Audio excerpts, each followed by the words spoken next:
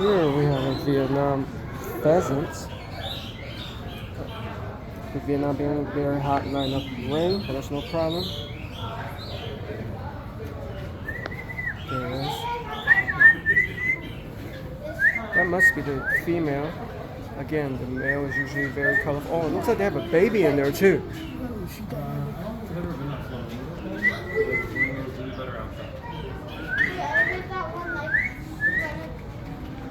I think they have like a.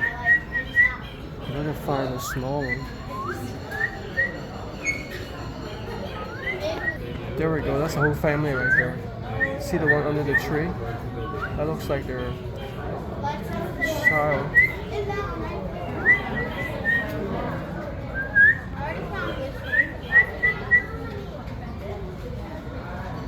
Beautiful family.